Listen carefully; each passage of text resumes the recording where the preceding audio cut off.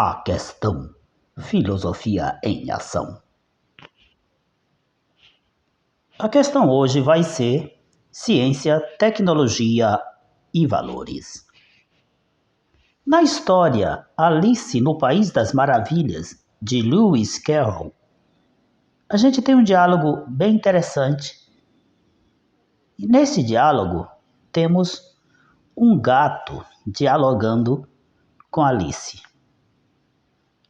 E aí, Alice pergunta ao gato: quer fazer o favor de me dizer qual é o caminho que eu devo tomar?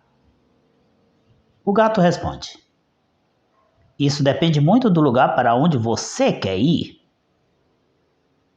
Alice continua: não me interessa muito para onde.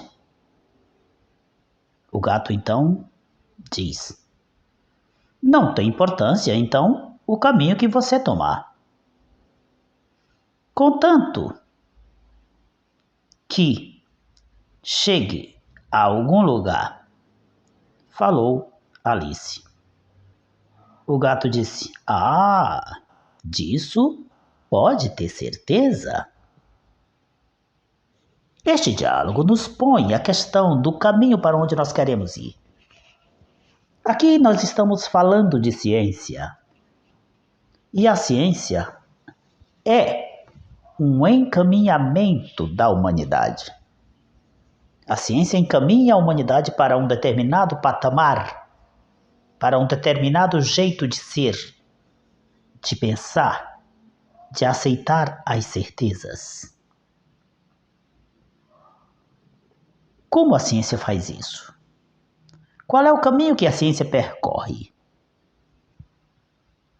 Diremos de saída que o caminho da ciência não é o caminho do senso comum. Por isso é que nós dizemos que quando um cientista fala, a sua fala normalmente tem mais peso do que uma fala de alguém que pensa dentro da lógica do senso comum. Porque supõe-se que o cientista já tenha ultrapassado o jeito de pensar dos que pensam dentro do senso comum. E como é que o cientista faz isto? Principalmente submetendo a sua produção de conhecimento a um processo rigoroso, um processo completamente pensado, planejado. E isto ocorre quando se usa um método, que é o que nós chamaremos de método científico. O conhecimento próprio do senso comum, como o nome já indica, é aquele que é próprio das pessoas que agem para responder a uma necessidade imediata. Este conhecimento não é pensado no sentido mais profundo da palavra, no sentido de ser planejado, no sentido de ser estudado, no sentido de ter sobre si uma reflexão mais longa. Pois bem, o conhecimento que decorre do senso comum, ou do jeito de pensar do senso comum, se distingue do conhecimento científico por vários aspectos. Aqui nós abordaremos principalmente 4, que são os aspectos que ou que irão fazer uma contraposição entre geral e particular, fragmentário e unificador, subjetivo, objetivo, ambíguo, rigoroso. Digamos, pois, em relação ao conhecimento próprio da ciência, no que se refere ao aspecto particular geral. Quem tem que tipo de conhecimento? Diremos inicialmente que o senso comum vai ter um conhecimento particular. E o que isso significa? Significa que Este tipo de conhecimento vai se restringir a algumas amostras da realidade. E estas amostras servirão de base a generalizações, muitas vezes apressadas e imprecisas. Os dados que são observados no conhecimento do senso comum, eles não são rigorosamente averiguados. A sua seleção não passa por um critério rigoroso. Então, a menor aparência de funcionamento de um determinado procedimento já se vê no direito de fazer uma aplicação um pouco mais generalizante. Ao contrário, as leis científicas, elas são gerais. O que se quer dizer quando se fala isso? Se quer dizer que elas valem para todos os casos que se assemelham aos casos observados. Não quer dizer que a aplicação de um determinado procedimento na ciência, porque deu certo, em um determinado expediente dará em todos? Exatamente, é isso que se quer dizer. Não é obrigado a dar-se em todos, mas significa que a probabilidade de que ocorra é muito grande e por isso é digno de crédito o procedimento que leva em conta esse jeito de pensar. Em relação ao fragmentário e unificador, quem terá o conhecimento fragmentário vai ser o senso comum. Nem sempre o senso comum reconhece conexões em situações em que elas poderiam ser verificadas. Se você tem, por exemplo, alguém que usa uma folha num chá e este chá funciona, uma coisa é a folha, o chá e a doença curada, ou a dor que passou. Outra coisa é mostrar como o chá, agindo, fez a doença desaparecer. Então, este nexo não aparece no conhecimento do senso comum, exatamente porque ele é fragmentário. O conhecimento científico não. Ele faz a averiguação e, fazendo esta averiguação, ele unifica, ele possibilita conexões. E estas conexões, às vezes, acontecem de modo muito abrangente. O caráter unificador da teoria da gravitação universal, uma teoria famosíssima, ele é muito patente e nos permite associar fenômenos aparentemente diferentes, como o fenômeno do movimento da Lua, como o fenômeno das marés e da trajetória de projéteis. A unificação entre o que uma coisa faz e como ela faz é feito por estudos científicos. Um outro ponto que permite uma comparação entre os dois tipos de conhecimento se refere à dualidade subjetivo-objetivo.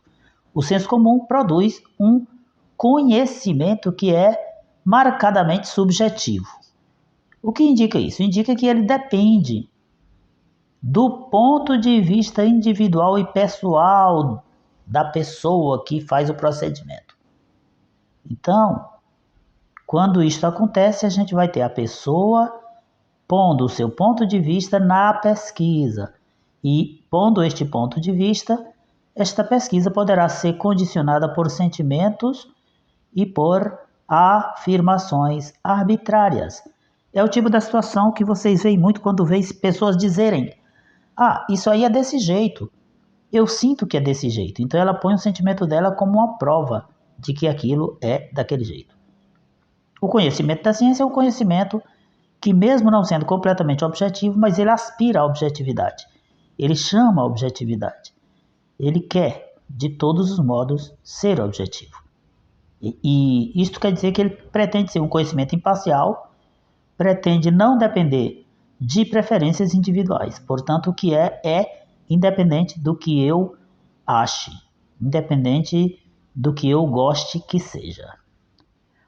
Por fim, vamos falar da relação ambiguidade e rigor nestes dois tipos de conhecimento. A gente vai ter a possibilidade de ser objetiva da ciência. Esta possibilidade vai significar, vai implicar que a ciência vai ter uma linguagem rigorosa. Então aí você já não tem espaço para tergiversar. Aí você já vai usar as palavras com o sentido que ela está aplicada ali. Não há como criar enganos. Isso significa isso, mas também significa aquilo. Nesse texto exatamente eu não sei o que está significando. Não, a ciência não trabalha assim. Ela já faz uma delimitação conceitual e assim os termos já vão com o significado mais ou menos definido. Isso dá à ciência uma objetividade. A ciência pretende matematizar os seus resultados, o que significa que aquilo que pode ser quantificado, ela quantifica. Se algo já é objetivo, mesmo sem a matematização, com a matematização, ela se torna ainda muito mais objetiva. Bom, já o senso comum não trabalha desse modo, ele vai fazer explicações sem que estas explicações sejam enunciadas em fórmulas gerais e a gente não vai ter uma linguagem, por exemplo, com significação mais rigorosa, que é exatamente esse fato que eu falei de que uma determinada expressão ou palavra signifique num determinado texto apenas algo que já foi delimitado. Mas, no senso comum, as significações podem aparecer multifacetadas, ou seja, uma palavra, uma expressão, uma ideia pode em um determinado momento significar algo, em outro momento já significa outra coisa. Isso vai dar uma dificuldade de compreensão muito grande. Pois bem, desta forma, a gente faz a ciência. A ciência é este tipo de procedimento que neste primeiro momento que nós estamos averiguando, ela se faz diferenciando-se do senso comum. E é por isso que quando a gente tem uma pessoa que não é cientista tentando peitar um cientista, isso tem que nos parecer estranho. E nós precisamos combater esse tipo de coisa. Não é que o cientista é um Deus e que a sua palavra não possa ser questionada. Mas é que o questionamento da ciência tem que ser também consciência. Não é só eu achar, eu acho que eu vou questionar, eu acho que eu devo questionar. Eu vou. Aí o outro pode achar que deve também e vai. E um outro pode achar que deve questionar você. E um outro pode achar que deve questionar quem questionou você. Não se chega a lugar nenhum desse modo. É preciso que, se quer questionar a ciência, como por exemplo no caso da vacina no Brasil, onde houve esse questionamento, é preciso que se quiser fazer isso, que se faça com estudos, que se faça dentro de uma outra cientificidade. Agora o que, por exemplo, a gente viu muito nessa questão da vacina, foram muitos questionamentos, onde pessoas sem o mínimo de conhecimento e sem provar por que faziam os questionamentos, os realizavam. E os realizavam simplesmente porque queriam pensar diferente do pensamento científico. Bom, de resto, só nos resta agradecer e dizer que é preciso que nós, que somos estudantes e que estamos já numa fase muito boa de conclusão do ensino médio, a gente precisa se munir de uma mentalidade científica cada vez mais forte, cada vez mais profunda. A ciência é construída sempre visando a objetividade e o rigor. É por isso que todos nós precisamos não fugir do viés da ciência. Quando ela não for suficiente, para explicar as coisas que nós queremos e que nós achamos que ela deve explicar, o que nós temos que fazer é buscar realizar aquilo que ela não conseguiu ainda, a explicação mais cabal, mais completa do fenômeno. E não pura e simplesmente dizer que a ciência não vale nada porque este fenômeno especificamente ela não explicou. Até a próxima. A questão